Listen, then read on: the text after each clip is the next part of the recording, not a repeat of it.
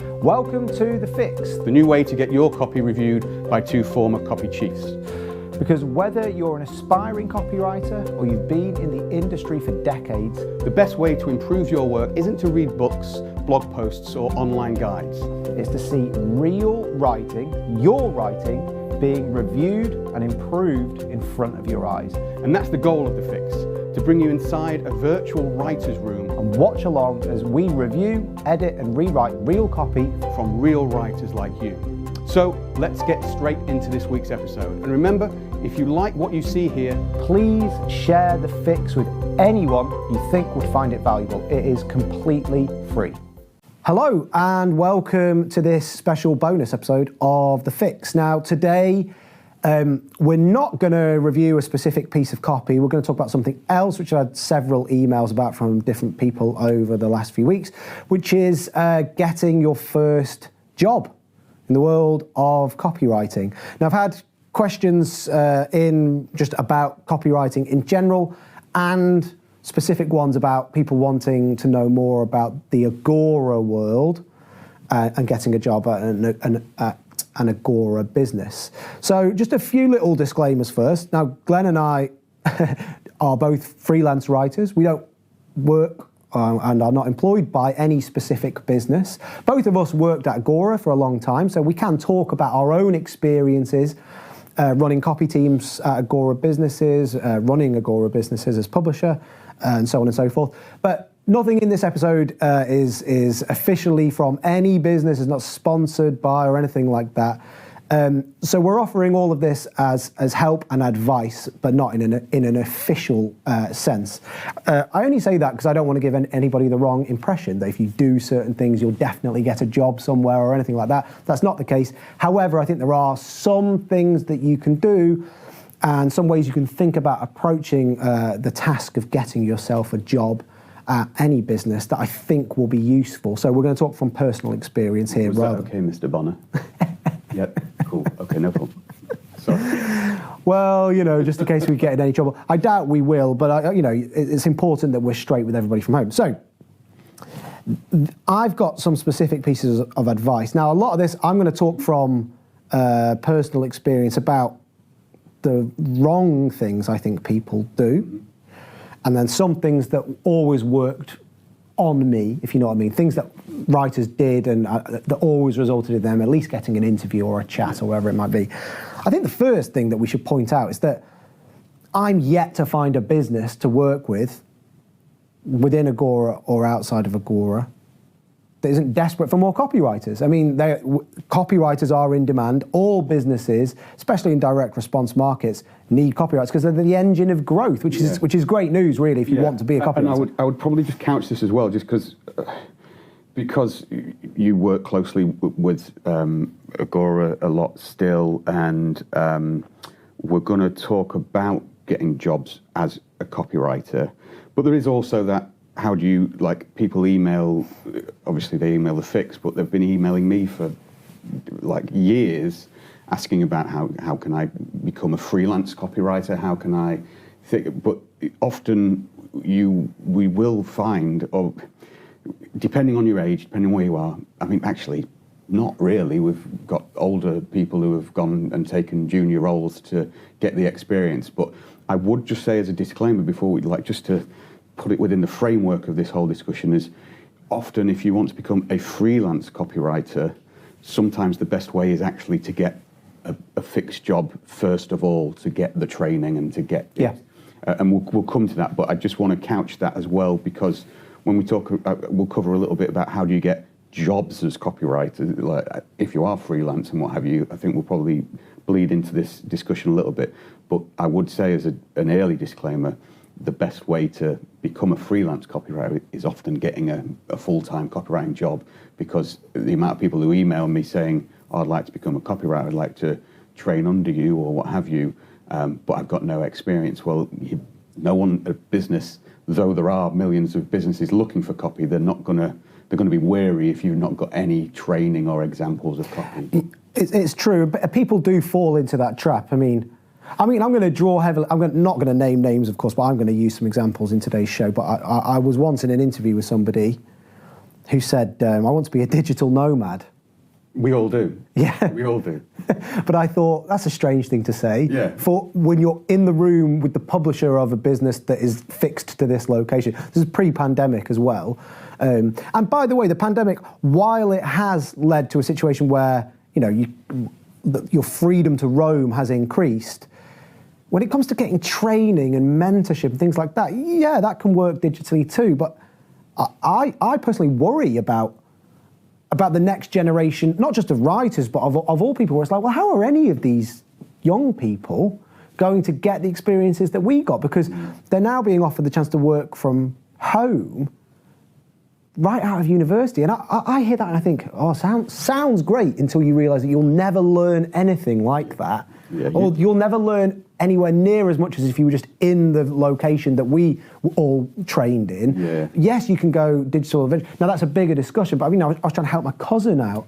He's just out of university, and it's like he understood that. So I think young people do get it. It's like, I don't want to stay at home and work from my bedroom. Like, I want to learn from other people. I think it feels like especially when you're young, like it feels like a bit of a trick where it's like, oh no, you have to come here and like we have to control you, and it's like, and then you go, but then other people go, oh no, it's good for the experience and all this, and you just, the nature of being young, it's like, yeah, whatever. But it's when in hindsight, when you get older and you look back and go, yeah, like you needed to be there in that moment with those people and learn from those people. The people I worked with changed my life, and not just copywriters. We'll come to this. I realise we're trying to pressing it too much, but the people you work with, designers, marketers, lawyers, customer service people, everybody in a business you learn from, not just, even if you were in a close relationship with another copywriter and you're at home and you go for a coffee with them, you're only seeing the copywriter, you're not seeing the other parts of the business, which is so essential to your understanding of stuff. So let's not get too wide, but I think that's a useful way of understanding things. So I've got 10 sort of loose pieces of advice that I'm going to kind of structure today's episode around. So the first thing to understand was that most businesses are looking for copywriters in one level or another, or the vast majority will be, especially good ones. So keep that in mind. That's great, right? People want what you have to offer, or they want to find the next great copywriter, or they want to train them up. That tends to be the case, so that's great. So my first piece of advice is, you're a writer, so write to the business. Don't forward your LinkedIn profile. Definitely don't do that. You can either email, or I would still send a hard copy letter. I was looking back, every person who ever sent me a letter ended up getting a job or a gig or of some sort with me, because I don't know, maybe there's something to do with the fact that they'd gone that extra mile, it showed that initiative, and therefore those people tended to be more my sort of people. I don't know. This isn't just about copywriting. I had lots of junior editorial staff who they'd gone out of their way to write to me. But if you send a letter, a covering note with a piece of writing to the publisher, the copy chief, the marketing chief, in general, that will find its way, even if you don't know their email address or their address, that will find its way onto their desk, because, as I said, they're probably looking either directly or indirectly for more copywriters most of the year.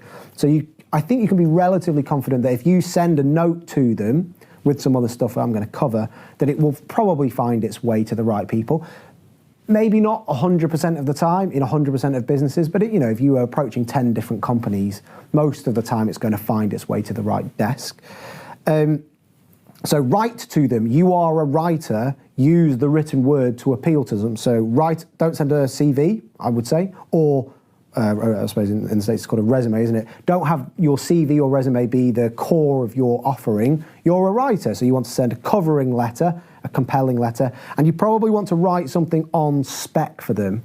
Now, people don't like that, a suggestion of writing something for free. I still do this for new companies where I sort of half know the people, or I know them quite well. If they say to me, well, we need a copywriter for this, what do you think about that? I still say, tell you what, I'll have a look at it. I'll write you the first couple of pages, or I'll come up with an idea and I'll give it to you. If you like it, we'll do it.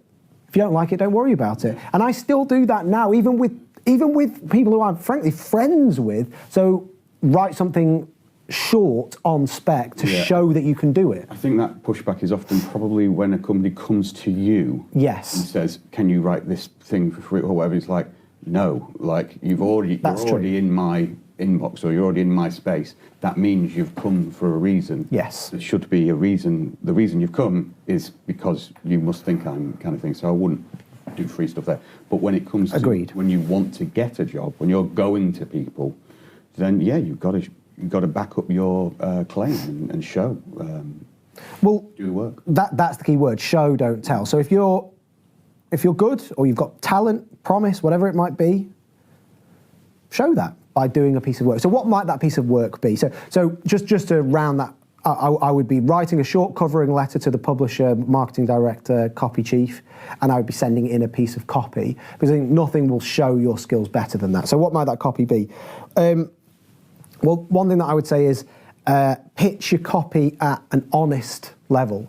Be honest about yourself. So if you're a relatively inexperienced writer, don't send a piece of copy in that attempts to be this very complex, big picture, very technical macro idea that might be beyond you. Maybe it's where you want to go in your career, fantastic.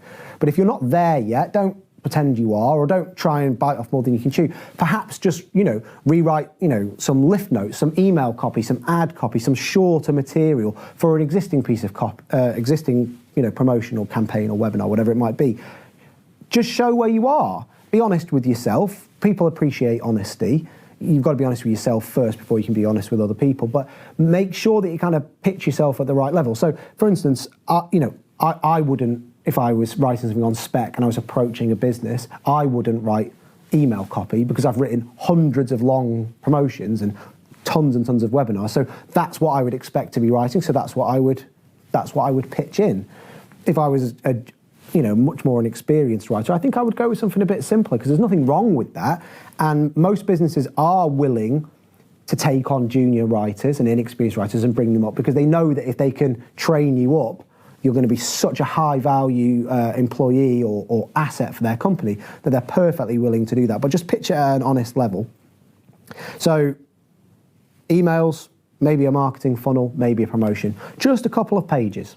You ultimately need to show that you get their business. Yep. That's ultimately what you say, and just be evidencing your potential. It's not. You don't need to. I famously, or what have you, got a job at Agora writing the story of how Jesus got his job. I think we've spoken about this in a previous thing, but it had nothing to do with Agora, but it did show the potential and understanding of what copywriting was and how to sell something. So be thinking, am I showing that I understand the business? And I don't just want the job for the sake of the job. I want it because I understand the business that we're in, and I can see where this is going. I don't need to go all the way to the end and the finished piece of copy, but it just needs to evidence that you get it. And we can get a bit more specific about how you might approach that piece of writing in a second. But before we do that, I'm just going to give you a few things not to do. Some stuff that happened time and time again that just hurt people's chances of getting a response or whatever it might be. So, a number of people that write in it says, I can 10x your sales. Can you? Really? It's very painful. Yeah, but it's an unbelievable claim. So on two levels, it doesn't work. One, no, you can't. Almost certainly, no, you can't. If you're looking for a junior position at the business. Yeah. I don't mean to be facetious, because possibly that person, it is possible for somebody to do that, but is that person likely to do that straight away? And no, probably not. And also on the sort of marketing level, it's an unbelievable claim, which makes me think, well, what claims are you going to make to if that's the claim you make to me as the publisher, what claims are you going to make to my customers? On the other side of it as well, a lot of people I know, a lot of companies I've worked with, they won't get out of bed for less than 11x. Yeah. And it's just not worth trying. Yeah, I mean, you see it online all the time, 10x your sales with this, fine, whatever. I don't believe you. And therefore, inherently, it's a relationship built on distrust. So just don't do that. You don't need to do that. Be honest, be authentic, and you're going to get a better result. A slightly more nuanced one, don't be a fan of the copy. So for instance, this is more specific to the Agora world, in my experience, than it might be out in the rest of the market, I don't know.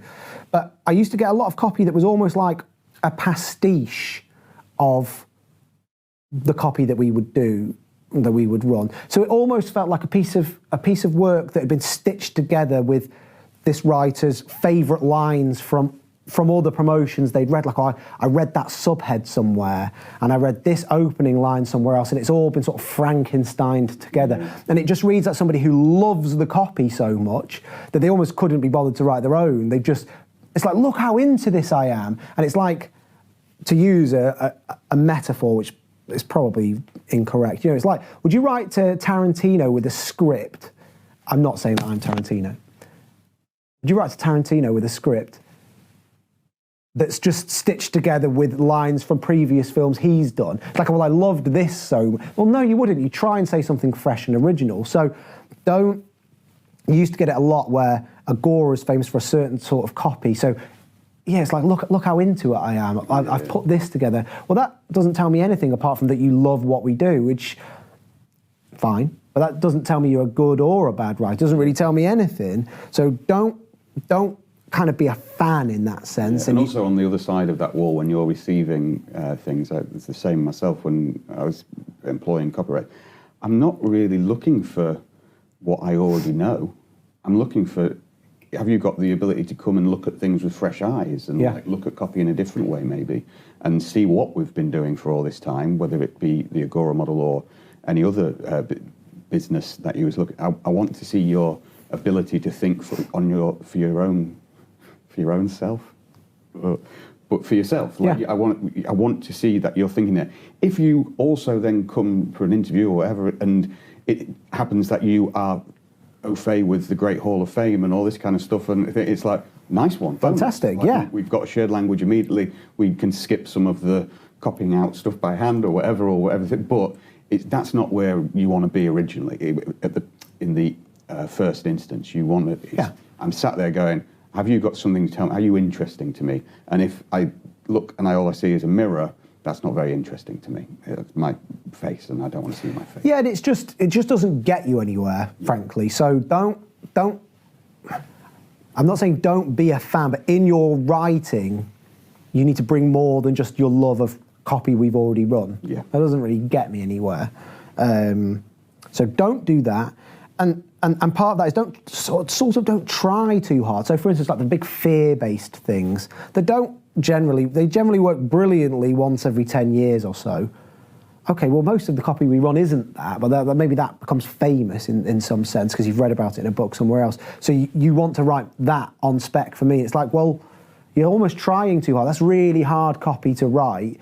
Just keep things a bit simpler for yourself. So don't try too hard, just show off your skills. Yeah. Just thinking about it, it's the same in any world, really. Like if you're thinking like from a more agency point of view, if you look at like Christmas ads and stuff, they're all the same. Like, yeah, it's a cute carrot or it's a cute alien or it's a thing or whatever.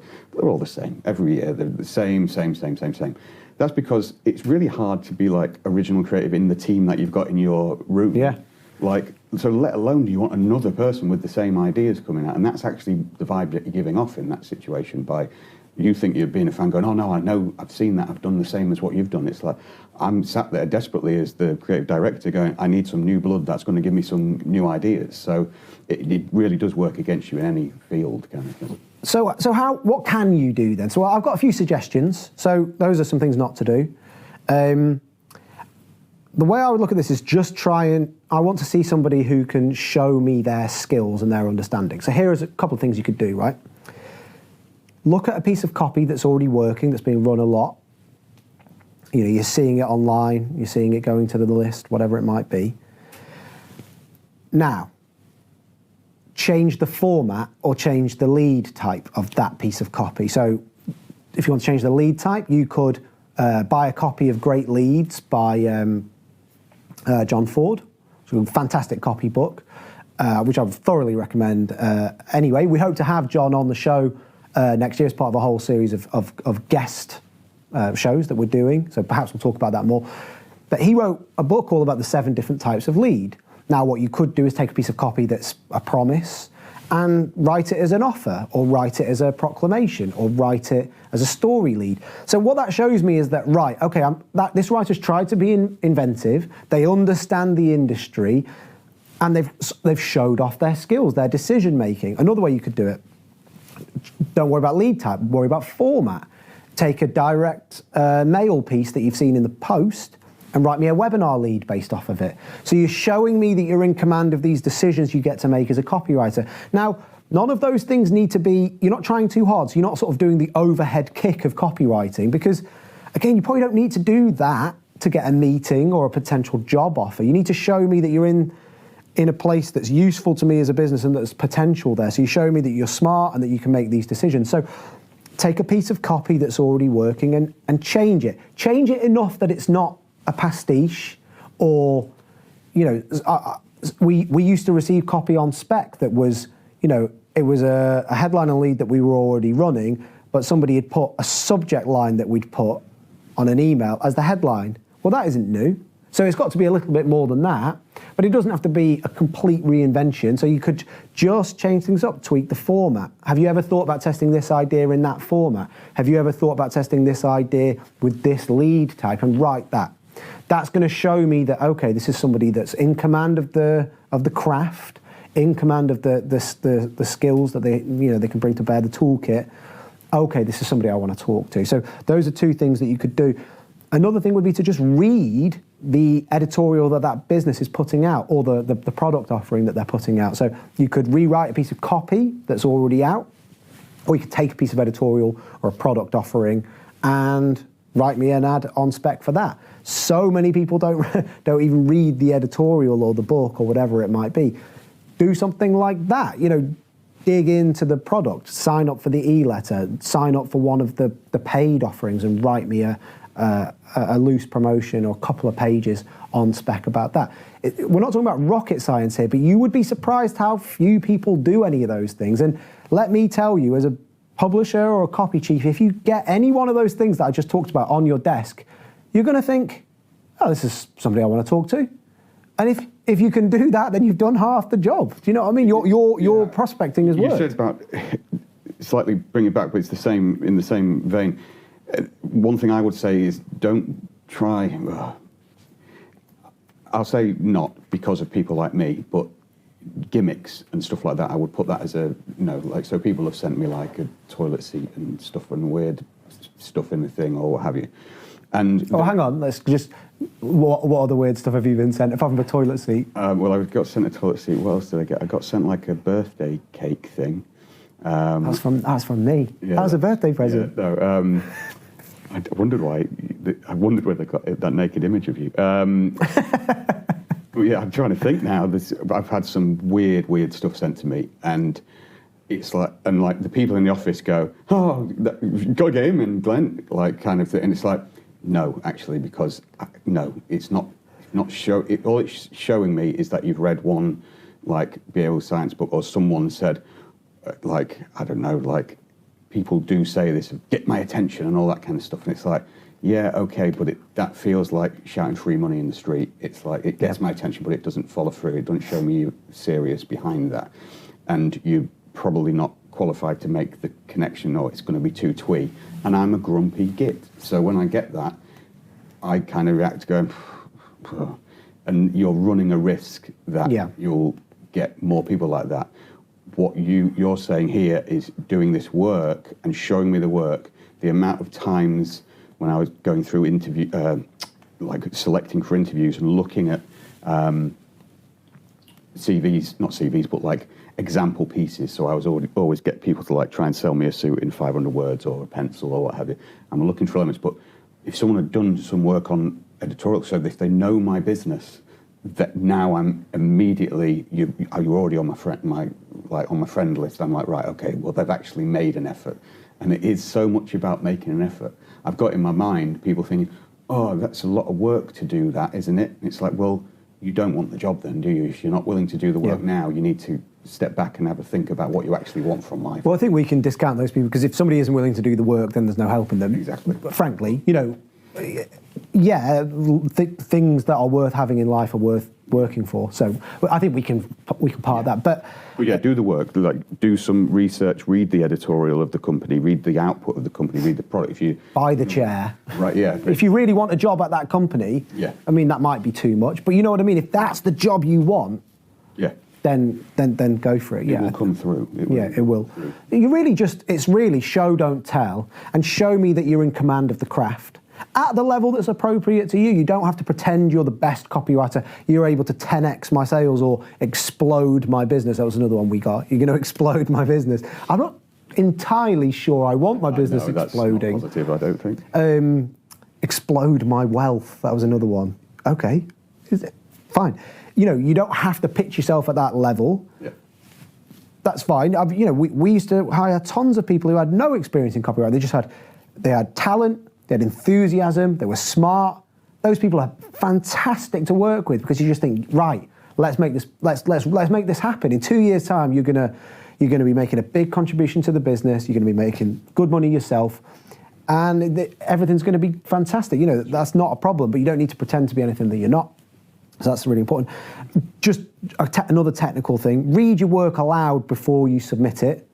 It's the old cliche, but even when you're doing CVs and resumes, the number of people that they have on there, great attention to detail, and then there's just, unfinished sentences in the covering letter or just spelling errors. You just think, I would never claim I had great attention to detail, if only to protect myself from that happening. But read your copy aloud just to make sure it makes sense. Have somebody else read it aloud. That's true of applying for any position anywhere. The final thing, sort of specific piece of advice I would give is make an offer to the person that's reading your. So, for instance, it doesn't have to be a silly offer, but I had one person. I can't remember where he lived. It was somewhere. It might have been South Africa. I think it was South Africa. He said, I can't move to the UK for various visa reasons, and I don't expect you to employ me, but would you help me write my first promotion? And then I think he made an offer to do with exactly how much he would charge. It was a reduced rate or something. We'll negotiate a rate, and I found that really refreshing because I thought, yeah, I will. Yeah, that's a really good suggestion. That you write. I'll provide you more comments than I usually would. I think he wanted a freelance arrangement, but he was acknowledging that he needed help and input and mentoring, and he was really asking me to provide that for him. And his work was good. I can't remember what happened after this now, so perhaps it's not a good example, but it was a refreshing offer. So, it might just even be, would you spend an hour talking to me about copy? Could we talk on the phone and you could give me some advice? What did you think of this piece of copy? If you won't give me a job, would you give me feedback on this piece of writing? Most people in the industry love to talk about copy, and if you're an honest, authentic person and you've written in with honesty and authenticity and you ask for help, advice, whatever, most people will reciprocate that. Even people who you think, God, they're really busy, they're running a whole... Yeah, they might well be, but you'd be surprised. And there is a sort of, I don't want to say brotherhood because that makes it sound like it's all men, but that was something in that space of, it's a bit like a club being a writer. And even if you're just starting out on your journey towards joining that club, most people they remember what it was like for them. Yeah. They remember when they had no experience, and they will respond. But why not ask them? Would you spend half an hour on the phone to me giving me some tips? That might be something that goes nowhere, or it might be the start of a job opportunity or whatever. It gets you talking to them. But make an offer, have a call to action at the end, just exactly as we've talked about in other pieces of copy. And on that, the club thing, I just had it recently. I've sent my novel to some very, very good writers that it was cheeky, really, to be frank, but I was very genuine in the thing. I thought a lot about the message I sent to them, and it was blind, I didn't know them that well, barely at all, but had a little to and fro here and there, and just on so, but each one of them responded positively, was aware of the times, it's a big thing to do that, and we wouldn't be able to do it immediately. But it made me feel warm inside, because it's but then I think about it, and I think about everybody who emails me, asking for help, asking things. Out of karmic, you feel you want to, if it's right, if you can tell if there's a genuine thing there, where someone's approaching you, and this comes back to writing at your level, being making an offer that's honest and real, setting the parameters, understanding that I might be busy and I might not be able to reply to you right now. You can almost sense the vibe in the email that comes in, and this is when I get requests for things. you can sense when a writer's being very honest and saying, look, I know this is a liberty to ask you this kind of thing, but this. And but it shows good understanding of audience, doesn't it? Exactly. It's just, you can see so much of it, and hopefully, as the positive response from very famous novelists came back, was lovely, and hopefully that's because I was honest. I didn't actually put my copywriting brain into gear. I put my authentic, honest. Yeah. Like I was just saying, hey, help me out here. Well, for instance, on to that point, you might, when you're making an offer, you might think to yourself, I'm not ready to write this piece of copy yet, but I'd love to be involved in the business. Have you got space? Could I come and be a researcher? Yeah. Could I help write short copy? Could I come and learn to write social media copy? You don't know if they'll say yes or whatever, but make them an offer, make a proposal, because that's part of what we do as copywriters. And also it brings everything down to a point, doesn't it? That person reading that letter can think yes or no. Yeah. Rather than just, well, this was all interesting, but what next? I don't want to hire somebody, or whatever it might be. Might just be, could I work with such and such, or even could you just give me some feedback? Yeah. Anyway, I don't want to go on too long about these things. I'm happy to do more on this side of the industry. Like I said at the start, people are always looking for great new writers. Finding new talent is simultaneously the hardest and most rewarding part of running any business.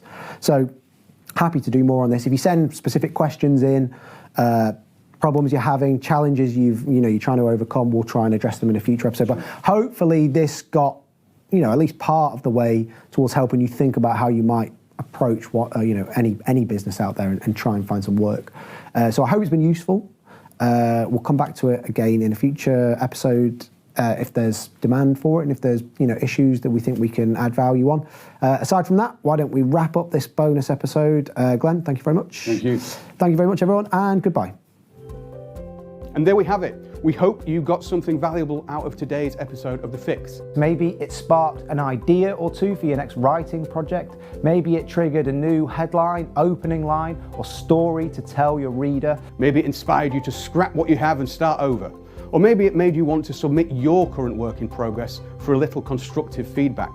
If that is the case, send your copy to us at feedback@thefixcopywriting.com. Or if you don't want us to review a specific piece of writing, send us a problem you're trying to solve or a challenge you want input on, and we'll do our best to help. And remember, if you like The Fix, please do share it with other writers, business owners, and marketers.